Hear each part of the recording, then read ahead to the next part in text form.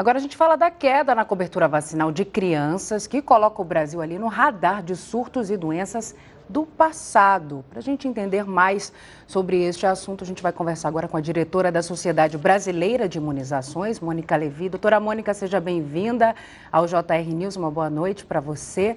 Doutora, explica para a gente, essa queda aí na taxa de imunização faz com que essas doenças, de fato, possam voltar a atingir o país?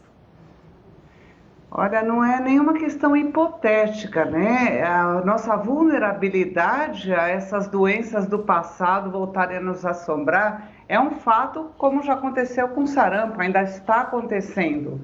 Então, a gente está na mira do retorno de outras doenças que já foram eliminadas ou controladas, como, por exemplo, difteria, paralisia infantil, rubéola, que é tão grave a síndrome da rubéola congênita. Nós estamos sob risco de todas essas doenças voltarem a acontecer aqui no Brasil se a gente não tiver um retorno daquelas altas coberturas vacinais. Doutora, o quanto que a gente pode, digamos, culpar a pandemia para que os pais não levassem os filhos para vacinar? A pandemia foi um fator que influenciou essa queda nas outras vacinas? Sim, a pandemia fez despencar de vez de 2020 para cá, mas um fenômeno que já vinha acontecendo, principalmente a partir de 2016, onde houve uma queda progressiva, ano a ano, de todas as vacinas que compõem o calendário infantil do primeiro ano de vida. Então, em 2019, a gente já teve nenhuma das vacinas atingindo a meta para manter sob controle a doença, né? Meta é o percentual que tem que estar protegido daquela população-alvo para que a gente esteja com a sociedade, com a comunidade protegida. Então, nós já estávamos abaixo da meta em todas as vacinas já em 2019, antes de surgir a Covid. E, obviamente, aquele primeiro momento do fique em casa, é lógico que isso inibiu a ida a pronto atendimento, os pais a procurarem a vacinação, com medo das crianças e de si próprios, né, se infectarem e pegarem a Covid. Doutora, você falou que desde 2016, né, esse índice aí da vacinação vem caindo. Por isso eu te pergunto, você acredita que falta uma mobilização maior do Ministério da Saúde, campanhas que motivem os pais a levarem essas crianças aos postos de vacinação? Sim, a gente vê essa queda das coberturas vacinais como multifatorial, né? Um grande motivo, a gente brinca, né, que as vacinas são vítimas do próprio sucesso. Os pais perderam a percepção do risco das doenças, eles não entendem que para que os seus filhos estejam livres do risco de ter uma paralisia infantil, uma rubéola, uma difteria e as demais vacinas que estão no calendário, eles têm que manter altas coberturas vacinais. Mas eles não vendo a doença ao seu redor, não escutando nas mídias, não vendo acontecer, eles perdem aquela percepção de que as doenças existem, estão aí, podem voltar. Então, nesse sentido, falta muito a comunicação, de campanhas que sejam realmente efetivas, que mobilizem, que consigam trazer de volta a nossa população e principalmente as crianças abaixo de 5 anos, né, para dentro dos postos de saúde. Doutora, a senhora citou o sarampo, se não me engano, a polio. Quais outras doenças que a nossa cobertura vacinal está muito aquém do que deveria estar e que mais preocupam os médicos hoje em dia?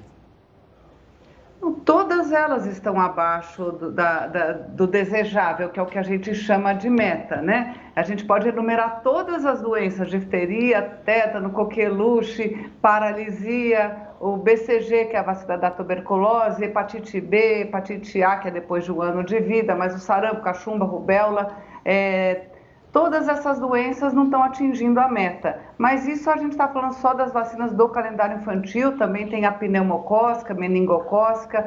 Agora tem as vacinas de adolescentes, as vacinas de HPV, vacinas que são caras, num primeiro momento só tinha no setor privado, e o Brasil incluiu, né, no Programa Nacional de Imunização essa vacinação gratuita, hoje para meninas de 9 a 14 anos, para meninos de 11 a 14 anos, e as vacinas estão muito abaixo do esperado, do que deve acontecer, né, de cobertura vacinal para você ter o benefício da vacinação.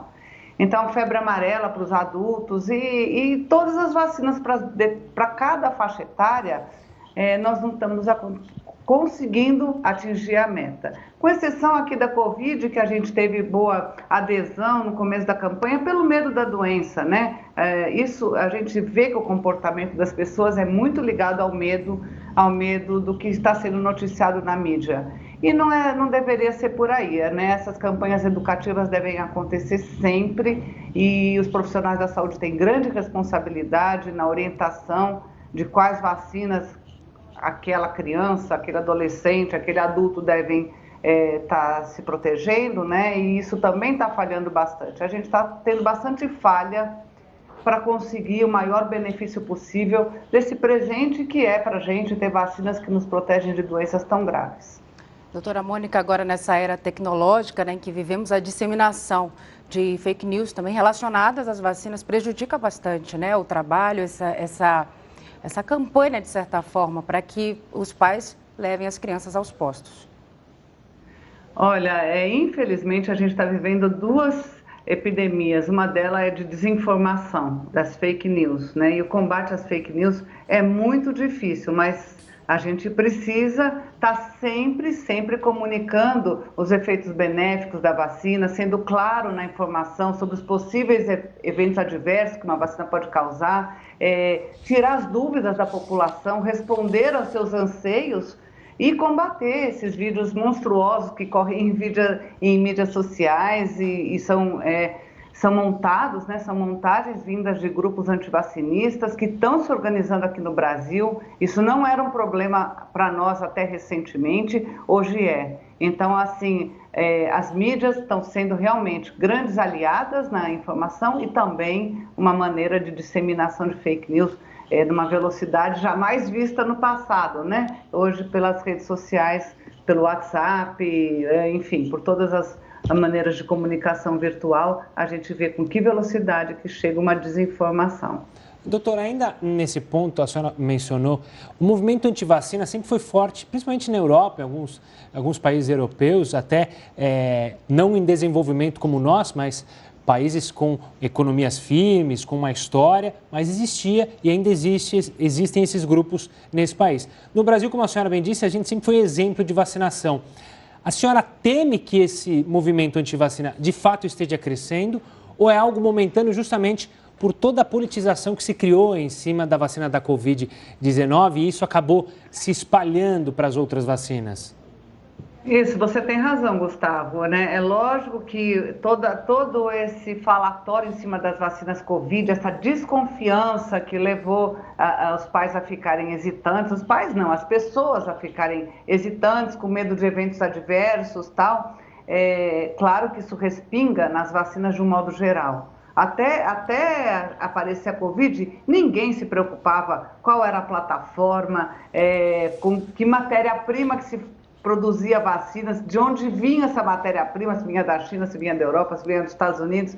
Então, toda essa história que foi criada em cima dessas vacinas que foram desenvolvidas numa velocidade mais rápida, obviamente que era o desejável, né, por conta da pandemia e que a gente vê na prática o que está acontecendo, salvando vidas, levando a gente a uma outra situação muito diferente do que no primeiro ano de pandemia, que a gente ainda não tinha vacina, infelizmente isso respinga para as demais vacinas.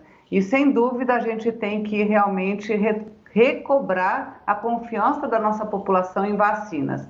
Pesquisas feitas, várias pesquisas, mostram que o brasileiro gosta de vacina, ele acredita em vacina. Se ele tiver um profissional da saúde que enfatize a importância das vacinas, explique para ele e responda a questões que ele pode estar, que a gente chama hesitante, né? Ele não é antivacinista, ele não é contra vacinas, mas ele tem dúvida porque ele ouve matérias de desinformação contrárias à vacinação e ele fica na dúvida. Se ele for orientado por um profissional da saúde, se ele confiar no seu Ministério da Saúde, nas suas agências regulatórias, nos seus laboratórios nacionais e nos profissionais da saúde que lidam com isso, a gente volta a ter altas coberturas vacinais e a gente minimiza esses efeitos tão danosos que a gente está vendo nesse momento aqui no Brasil. Doutora, existe alguma região do país que traga maior preocupação para vocês, especialistas, em relação a esse índice de vacinação infantil? Olha, é irregular. Às vezes, alguma vacina em municípios do norte está com uma cobertura vacinal muito baixa, mas ela não está tão ruim para outra vacina do calendário, que pode no sudeste estar pior.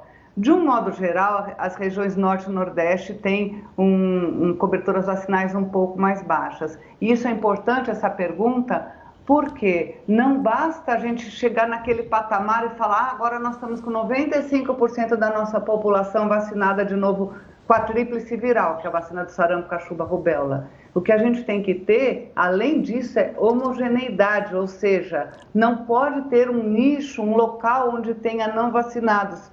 Porque mesmo que você tiver uma população altamente vacinada, mas se chega alguém infectado num local, num município, num estado onde não tem a cobertura vacinal alta, volta a circular no país a doença em questão. Então, a gente precisa de ter essa homogeneidade nessa cobertura vacinal. E sim, esse trabalho tem que ser feito em todo o Brasil.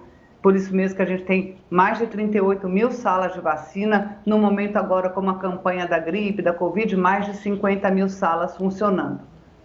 Doutora, muito obrigado pela participação aqui conosco, falando sobre a importância da vacinação e como a gente tem que correr atrás do prejuízo sobre essa vacina, sobre as vacinas relacionadas a outras doenças que não a Covid-19. Um forte abraço e até uma próxima, doutora. Muito obrigada para vocês. Boa noite a todos. Boa noite.